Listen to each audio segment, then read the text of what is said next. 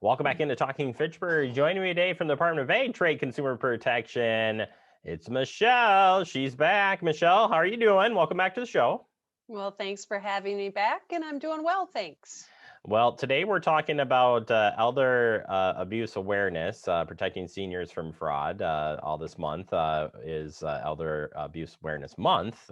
So we want to do everything we can to stop those fraudsters out there. But definitely in the older population, we want to give this, as many safety tips as possible because we see a lot of scams that target that specific age group. So as I look at the list here, things we've crisscrossed in the past when it comes to this, but overall, the message from DATCP is? Please protect our seniors. No, reach out. Be sure that you are talking with your loved ones who are aging. Find out what they're doing, who they're engaging with, what conversations they have, who's calling them. That will really help start the conversation as opposed to making it really accusatory, and questioning their judgment. It's important that we find out who is interacting with them to be sure that we can monitor the situation and be sure that these fraudsters and identity thieves aren't taking advantage of our loved ones and the aging population in Wisconsin. So a few things that we have available. We have the Consumer Protection Hotline. It's a great resource for anyone to ask questions, but we are there for our seniors to be sure that we can help them identify a scam. We have the Wisconsin Senior Guide. It's a document. It's a real publication. You can get your hands on it by calling the hotline, and we'll mail it out to individuals who want a reference guide about all these scams. It's about a 50-page booklet that summarizes the ones that we know about that are consistent, show up year after year, cycle after cycle, seasonally, if you will, as well, and really try and target seniors while they really do impact everyone, though. You can also download that resource on a tablet or on a computer to have handy if you are traveling as well. And then we have fact sheets, and of course, filing a complaint is available should you find yourself at a loss or mixed up in one of these situations. Some of them we can help people through and try and get money back. Others, they're flat out thieves and hard to track, but it alerts us to the situation when you file a complaint and helps us make others aware. And it could accelerate into a national case and be part of something that's looked at the national level by the Federal Trade Commission, of which we partner with regularly. So those are the resources. If you want, I can go through some of the highlights of the different scams that target our seniors. Well, certainly we do want to talk about that, but I'm glad you pointed out the stuff that you have available out there, especially in this realm. I've gone through it many times. It's great. It's easy reads. It's very understandable stuff, and reporting it couldn't be any easier. And if somebody isn't comfortable filling out an online form, can they call in and will you guys help somebody walk through either how to do it or just take the report in general? Yeah, so if you aren't comfortable filling out the form online, certainly call the Consumer Protection Hotline and we can mail out a hard copy form. It's going to be important that if there is any documentation, receipts, billing statements, maybe you received a mailer that has the information, that be attached in part of the complaint so we have whatever exists to follow on.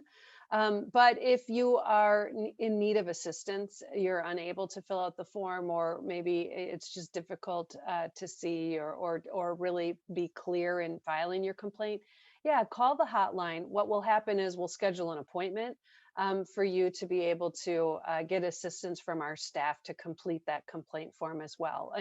And maybe a friend or family member can help you out in filing that complaint. Certainly, you can file on behalf of other individuals if need be, if you have their authorization and permission to do so. Yeah, no, good to know. I think that's very helpful for people. Don't want you to be intimidated by the process either of reporting. It is very easy. I've submitted a couple myself, so it's good. I want to know how the process works, and I want to catch these fraudsters. All right, scams. Again, looking down the list here, I see just the frequent ones. Social Security, Medicare scams, top of the list, and it's top of your list as well. It is, the traditional government imposter scam, and I hate to use the word traditional now, but it's been around for so long. We first saw government imposter scams with the IRS calling you, but now it's really high demand with Social Security Administration and Medicare scams. These are imposters. This is not the real government giving you a phone call, but they threaten or intimidate you by making you feel vulnerable because they say that your Social Security account or your Medicare account is at risk unless you verify that information. And they're really just trying to get your personal information and your money there. So this is something to hang up on if you receive this call.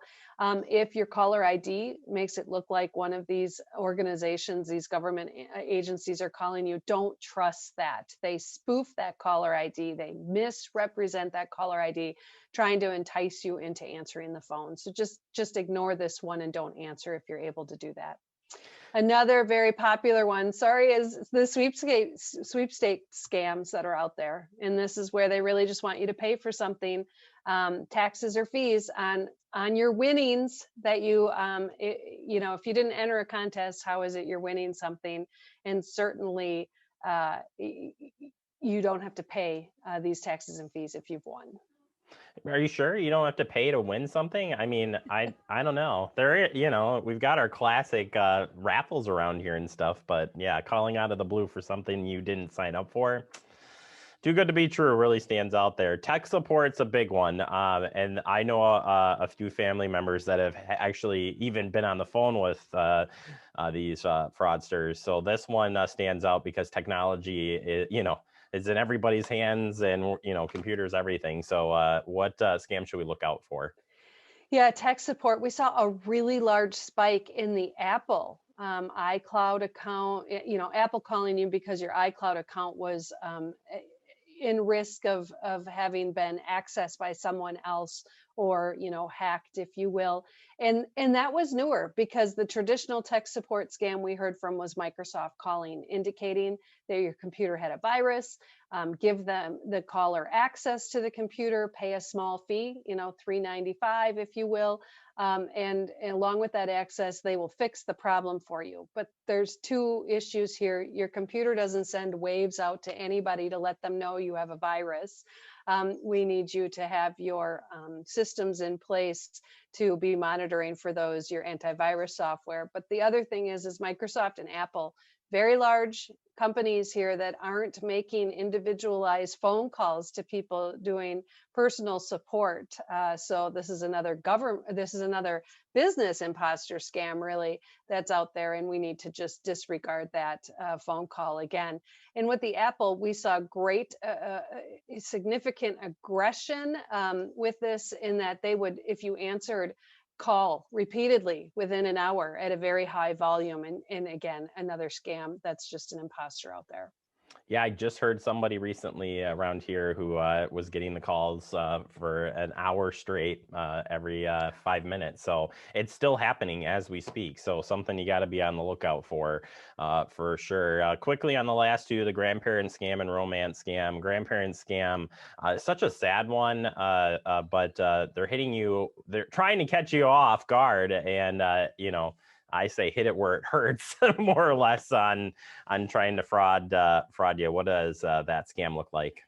Yeah, grandparent scam is another. It's a scammer trying to act as your grandchild or a friend or family member, indicating that you are in some form of trouble, and that trouble will need a financial assistance or solution. Really, that trouble can be that you have traveled and you have been mugged, and so you need medical assistance, or you've lost your ID and paperwork, so you can't get home, so you need assistance there. Medical attention, law enforcement assistance because of the mugging as well. So, but all of them, again, bottom line, you're going to need money immediately to be wired to you. And so that's what they're asking the grandparent for. But the biggest kicker with this one is to keep it a secret. The scammer who is acting like the grandchild or the friend or family member is indicating, I wasn't supposed to be doing what I'm doing that's caused this trouble. And I need you to keep it a secret from my parents because I'm going to get in so much trouble. So please don't tell anybody. that scammers counting on that so that that grandparent will pay that money, wire that money there, and keep that individual out of trouble, if you will. The other one is the romance scam, and this is another financial scam in that you meet that loved one online.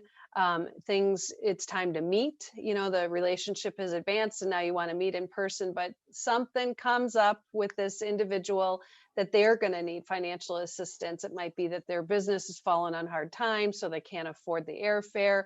Maybe they have legal trouble or medical bills or something of that nature, and again need financial assistance. The thing with the romance scam is it continues. Once you've paid, they find a new reason why they need money and another reason. And this has documented significant losses by individuals because the scam does continue and for a period of time until the individual gives up on it. Yeah, and that's the scary part of that one is it's still ongoing and still that not just the elder but all age groups targeted on that one for sure. So scary stuff there. But as I always ask Michelle, you like I said, you kind of already talked about the resources out there, but for people to find out on all, and you have the information and it's up to date to find the latest and greatest or to report something, where can they go? Yeah, to find out information on any one of these scams or get the booklet, call the Consumer Protection Hotline at 1-800-422-7128, or it's all on our website. You can download the individual fact sheets or the booklet, file your complaint there, and that is at datcp.wi.gov. Michelle, always a pleasure having you on here. Great information, and we'll hope to have people reporting these to you, and hopefully we can stop just another scam from happening. Sounds great. Thank you. You bet. Thank you. We'll take a quick break. More to come. You're watching Talking Pittsburgh.